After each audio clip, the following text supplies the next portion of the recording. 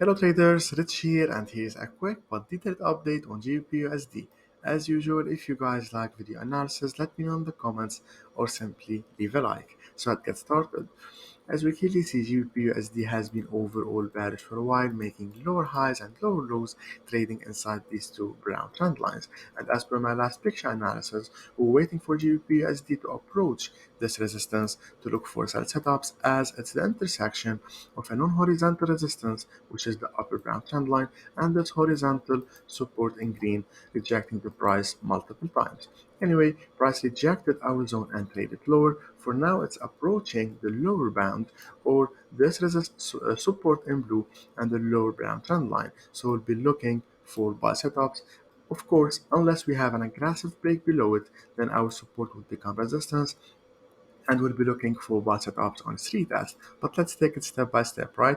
Price approaching the lower bound or support area, so we are looking for buy setups. So we always zoom into lower time frames for extra confirmation that the buyers are finally taking over.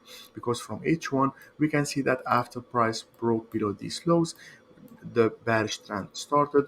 We got our first impulse correction. We are currently in this impulse movement downward. We are overall bearish from a short-term perspective, but because we are approaching a support area, we are looking for buy setups. So as per my trading plan, I'll be waiting for a new swing high to form around the upper trend line to consider it my trigger swing. For Osonomi, I always highlight it like this as our trigger. And of course, when the buy is activated, the stop loss would be just below the previous swing low, and we target a 1 to 2 risk reward ratio to have an edge over the market, which would be around the upper bound or the upper resistance, which we saw previously in green. Meanwhile, and until this happens, until the buy is activated, GPUSD would be overall bearish and can still trade lower and lower to dive inside the support before trading higher, or even breaks it downward as mentioned from daily for it to become a resistance. Before we continue, I want to tell you about Tickmill. Tickmill is established in 2014 and is one of the leading Forex and CFD brokers with registered users from more than 200 different countries. Tickmill is a no-dealing desk and ECN broker regulated in many countries like the UK, Cyprus, and recently in South Africa. With Tickmill, you can trade a wide range of instruments, starting from Forex to indices, commodities, and even crypto. Most importantly, with very low spreads and trading fees. If you don't have an account yet, make sure to create one using my referral link in the description below to benefit from 5% discounts on your trading fees. And let's continue. As we clearly see, USDCAD has been overall bullish for a while, making higher highs and higher lows, trading inside this giant wedge pattern.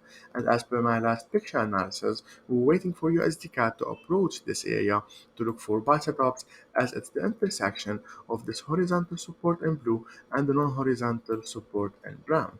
So price rejected our lower bound and now approaching the upper bound, which is the intersection of this non-horizontal resistance in brown and the horizontal resistance in green. That's why as price approaches it, we'll be looking for sell setups, knowing that price or USD CAD can still dive inside the zone before trading lower. That's why we don't sell blindly. We always look for sell setups. We zoom into lower time frames and wait for the bears to take over again, because for now, and even from a short-term perspective, the bulls are clearly in control.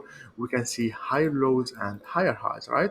So we are waiting for a shift in momentum from bearish to bullish, and the reason why is because price is approaching this resistance area. So as per my trading plan, I'll be waiting for a new swing high to form around, a new swing low to form around the lower trend line to consider it my trigger swing. And for those who know me, I always highlight it like this as our trigger. And when the sell is activated, the stop loss would be just above the previous swing high, and we target 1 to 2 risk to reward ratio to have an edge over the market from a risk management perspective, and it would be around the lower bound or lower support area. Meanwhile, and until this happens and the sell is activated, USD CAD would be overall bullish and can still trade higher and higher, as mentioned from daily time frame, to dive inside the resistance before trading lower. That's the power of waiting for extra confirmation. That's it for USD CAD. Best of luck, and I'll see you on the next one.